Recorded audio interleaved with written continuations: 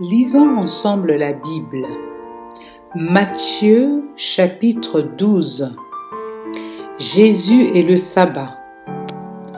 Quelque temps après, Jésus traversait des champs de blé un jour de sabbat. Ses disciples avaient faim et se mirent à cueillir des épis et à en manger les grains. Quand les pharisiens virent cela, ils dirent à Jésus: « Regarde, tes disciples font ce que notre loi ne permet pas le jour du sabbat. » Jésus leur répondit: « N'avez-vous pas lu ce que fit David un jour où lui-même et ses compagnons avaient faim? Il entra dans la maison de Dieu et lui et ses compagnons mangèrent des pains offerts à Dieu. Il ne leur était pourtant pas permis d'en manger. Notre loi ne le permet qu'aux seuls prêtres.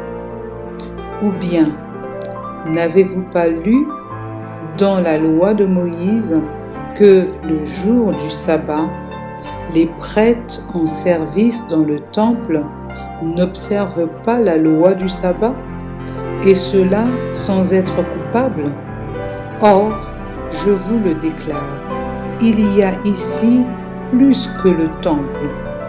Si vous saviez vraiment ce que signifient ces mots de l'Écriture, « Je désire la bonté et non des sacrifices d'animaux », vous n'auriez pas condamné des innocents, car le Fils de l'homme est maître du sabbat. L'homme à la main paralysée. Verset 9. Jésus partit de là et se rendit dans leur synagogue.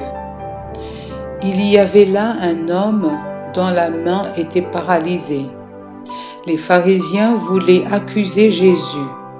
C'est pourquoi ils lui demandaient: « Notre loi permet-elle de faire une guérison le jour du sabbat? » Jésus leur répondit: « Si l'un d'entre vous a un seul mouton et que celui-ci tombe dans un trou profond le jour du sabbat, n'irait-il pas le prendre pour le sortir de là?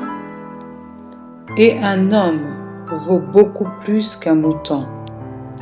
Donc, notre loi permet de faire du bien à quelqu'un le jour du sabbat. » Jésus dit alors à l'homme: « Avance ta main. » Il l'avança et elle redevint saine comme l'autre. Les pharisiens s'en allèrent et tinrent conseil pour décider comment ils pourraient faire mourir Jésus. Le serviteur que Dieu a choisi. Quand Jésus apprit cela, il quitta cet endroit et un grand nombre de personnes le suivirent. Il guérit tous les malades, mais il leur recommanda sévèrement de ne pas dire qui il était. Il en fut ainsi afin que se réalisent ces paroles du prophète Ésaïe: « Voici mon serviteur que j'ai choisi, dit Dieu, celui que j'aime et en qui je mets toute ma joie. Je placerai mon esprit sur lui et il annoncera aux nations le droit que j'instaure. Il ne se disputera avec personne et ne criera pas. On ne l'entendra pas faire des discours dans les rues. Il ne cassera pas le roseau déjà plié et n'éteindra pas la lampe dont la lumière faiblit. Il agira ainsi jusqu'à ce qu'il ait fait triompher le droit et toutes les nations mettront leur espoir en lui. » Jésus répond à une accusation portée contre lui. Verset 22. On amena alors à Jésus un homme qui était aveugle et muet parce qu'il était possédé d'un esprit mauvais. Jésus guérit cet homme, de sorte qu'il se mit à parler et à voir. La foule était remplie d'étonnement et tous disaient : « Serait-il le fils de David ? » Quand les pharisiens les entendirent, ils déclarèrent : « Cet homme ne chasse les esprits mauvais que parce que Belzébul, leur chef, lui ont donné le pouvoir. » Mais Jésus connaissait leurs pensées. Il leur dit alors : « Tout royaume dont les habitants luttent les uns contre les autres finit par être détruit. Aucune ville ou aucune famille dont les habitants ou les membres luttent les uns contre les autres ne pourrait se maintenir.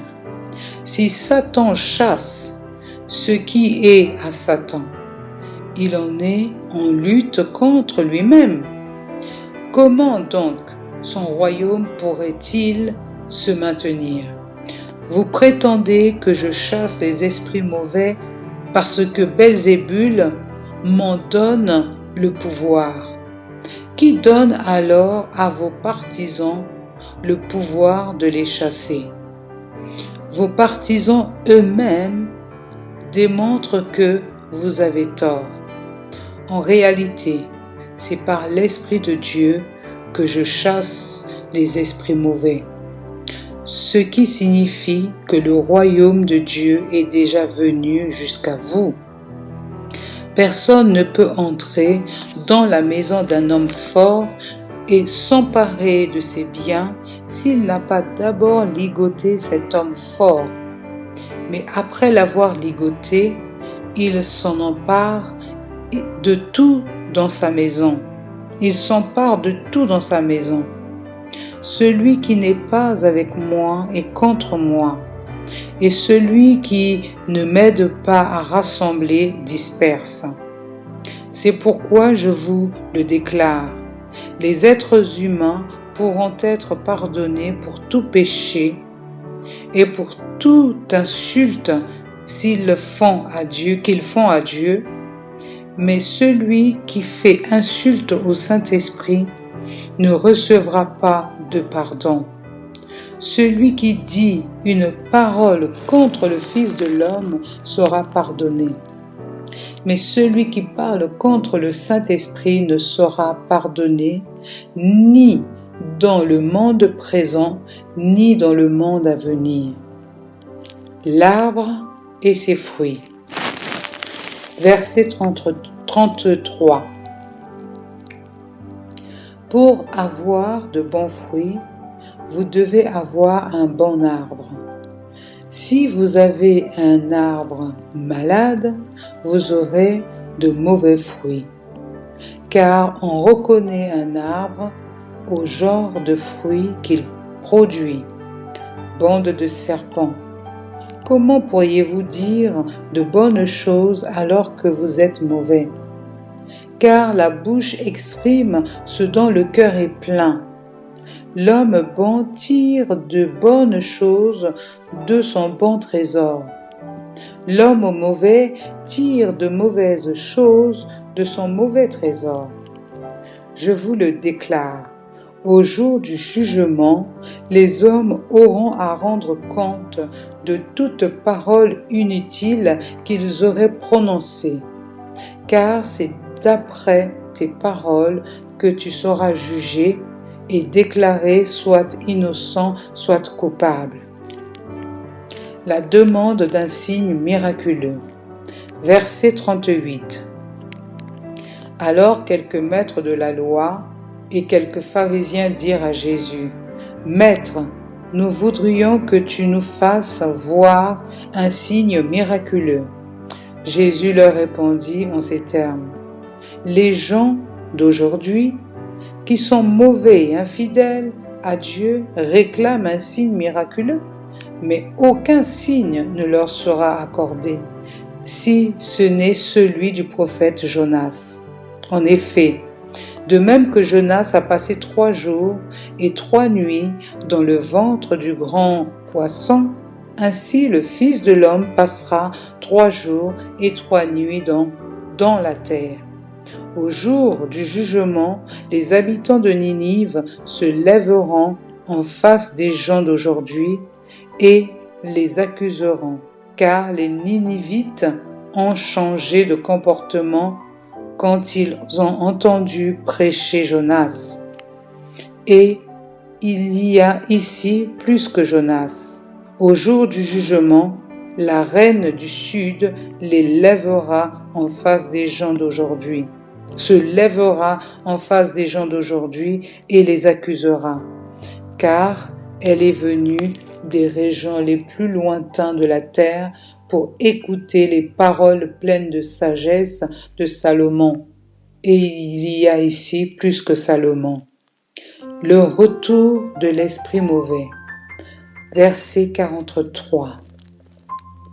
Lorsqu'un esprit mauvais est sorti d'un homme, il va et vient dans des espaces déserts et cherchant un lieu où s'établir. Comme il n'en trouve pas, il se dit « Je vais retourner dans ma maison, celle que j'ai quittée. » Il y retourne et la trouve vide, balayée, bien rangée. Alors il s'en va prendre 7 autres esprits encore plus malfaisants que lui. Ils reviennent ensemble dans la maison et s'y installent.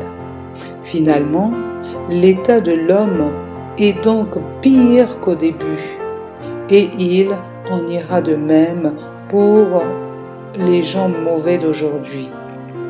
La mère et les frères de Jésus. Jésus parlait encore à la foule lorsque sa mère et ses frères arrivèrent. Ils se tenaient dehors et cherchaient à lui parler. Quelqu'un dit à Jésus, « Écoute, ta mère et tes frères se tiennent dehors et désirent te parler. » Jésus répondit à cette personne, « Qui est ma mère et qui sont mes frères ?» Puis il désigna de la main ses disciples et dit, « Voyez, ma mère et mes frères sont ici, car celui qui fait la volonté de mon Père, qui est dans les cieux, est mon frère, ma sœur ou ma mère. » Amen.